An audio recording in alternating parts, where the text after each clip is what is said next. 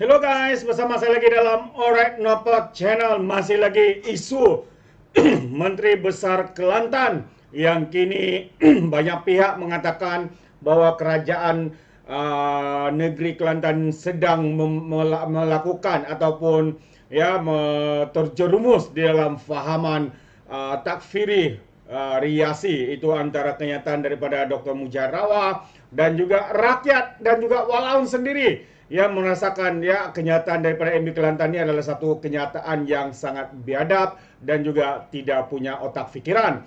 Jadi dalam satu sidang media ini saya mau kita sekali lagi menonton. Kalau sendiri kita memberikan sedikit ulasan. Hari ini saya membawakan kita untuk menonton sendiri sidang media dua pemimpin daripada PS dan BN ini untuk memberikan masa kepada Menteri Besar Kelantan yang sesat ini supaya diberi masa 7 hari. Memohon maaf sekiranya tidak, saman sivil akan diteruskan. Jadi tanpa buang masa sahabat semua, mari kita tonton. Nak mengucapkan tahniahlah pada Yang Berhormat Ustaz Nasruddin Daud atas pelantikan sebagai Menteri Besar Negeri Kelantan, jawatan yang diimpikan oleh ramai pimpinan politik seperti dengannya dalam negeri Kelantan.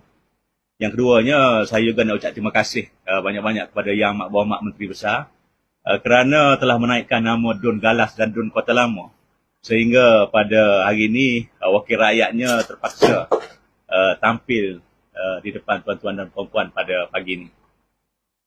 Tujuan diadakan sidang akhbar pada pagi ini adalah merujuk kepada ucapan yang Amat Berhormat Menteri Besar di Dataran Ilmu pada hari pagi Jumaat yang lepas, yang secara terbuka dalam syarahan umum yang secara sedar dan jelas Menteri Besar menamakan dua adun dan juga dua dun yang dimenangi oleh PS dan juga BN sebagai menentang perjuangan Islam. Mewakili 10,742 rakyat Galas yang mengundi Barisan Nasional, 9,691 rakyat Kota Lama yang mengundi Pakatan Harapan. Amat tersinggung dengan pernyataan Menteri Besar ini dan saya anggap ia sebagai satu kenyataan yang melampau dan ekstrim. Kenyataan seolah menentang PAS seperti menentang perjuangan Islam, seperti adalah budaya takfiri yang boleh memecah belahkan rakyat dan masyarakat.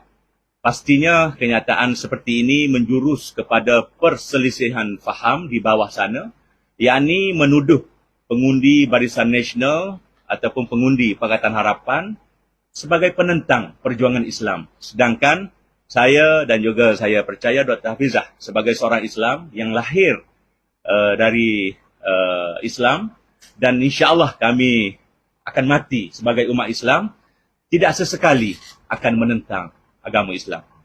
Saya faham Yang Berhormat Menteri Besar masih tidak dapat move on lagi dari kegagalan partinya yang inginkan 45-0 atau ingin sapu bersih kerusi Dewan Undangan Negeri Kelantan. Pandangan saya, ucapan MB yang bernada sinikal dan angkuh itu wajar dihindari pada masa-masa yang akan datang.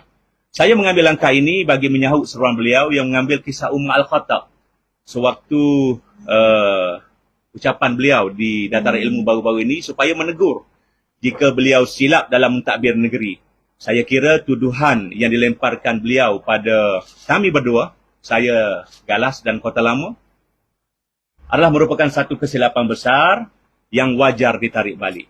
Menjunjung demokrasi dan Islam sebagai agama persekutuan, saya mohon Menteri Agama, para mufti serta alim ulama turut memberikan pandangan berkaitan kenyataan yang Amat Berhormat Menteri Besar Kelantan yang baru ini, Datuk Panglima Perang, yang ternyata tutur katanya amat berbeza dengan Menteri Besar Kelantan sebelum ini, Datuk Bentara Kanan. Justru saya telah mengarahkan peguam saya untuk menghantar notis tuntutan permohonan maaf secara terbuka kepada Galas dan Kota Lama serta rakyat Kelantan yang mengundi PHBN. Saya yakin pengundi PHBN di Kelantan kekal teguh mempertahankan Islam, bangsa dan tanah air tanpa prejudis. Tempoh yang diberikan untuk permohonan maaf ini adalah 7 hari. Kegagalan Yang Berhormat Menteri Besar melaksanakan permohonan maaf secara terbuka ini mengundang susulan kepada tindakan undang-undang, yakni kami akan memfailkan saman sivil di mahkamah. Kita tidak boleh berkompromi dan membiarkan ucapan serta budaya pemecah belah umat ini berterusan dalam negeri ini. Sebagai Menteri Besar, sewajarnya beliau mengambil pendekatan perpaduan dan penyatuan menjadi pilihan berbanding tuduhan melulu serta menyemai benih-benih keliru. Semoga Kelantan terus sejahtera dan mencapai kehendak kita bersama, iaitu baldatun thayyibatun warabun ghafur, sebuah negeri yang baik dengan Rabbi yang Maha Pengampun. Terima kasih. Notis akan belum dihantar lagi. Dinyangka hari ini. Selepas satu laporan polis dibuat, kita akan menghantar notis kepada pihak Yang Amat Berhormat Menteri Besar. So bila ucapan MB tu, apa kesan kepada YB sendiri lah? Pertamanya saya berasa cukup terkilan dan tersinggung lah. Malu pun ada kerana ini melibatkan maruah sebagai orang Islam, keluarga saya sebagai keluarga yang Islam, seolah dituduh sebagai penentang kepada agama Islam. Okey.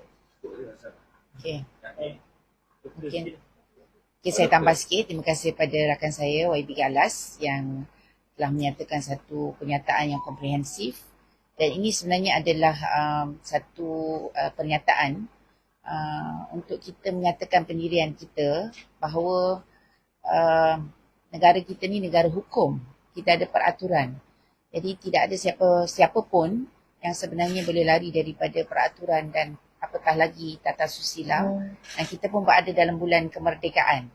Jadi kenyataan yang dinyatakan dalam suasana terbuka itu amat menyinggung perasaan.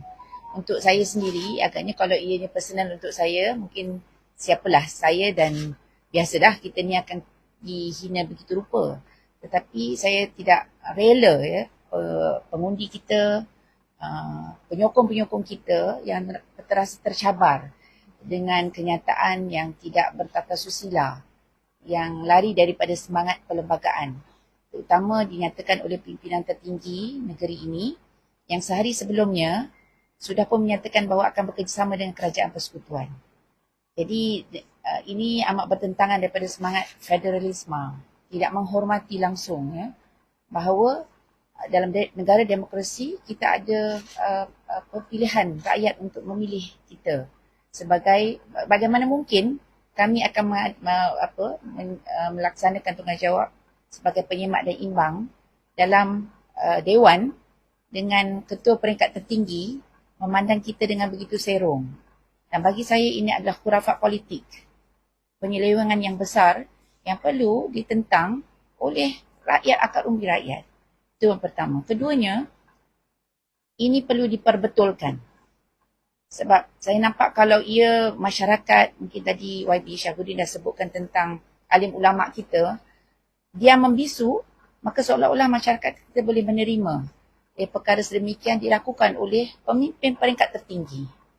Jadi saya bersetuju bahawa kita perlu mengambil tindakan tegas bahawa kita tidak boleh dipermain-mainkan. Walaupun kami dua dianggap cynical, tetapi kita mewakili rakyat untuk melaksanakan semak dan imbang. Bayangkan kalau kami tak ada, siapa yang akan menyemak dan imbang? Polisi-polisi dasar yang akan memberi kesan langsung kepada kesejahteraan rakyat Kelantan. Jadi terima kasih pihak media yang datang pada hari ini. Kita doakanlah satu kesudahan yang baik. Satu kesudahan yang baik.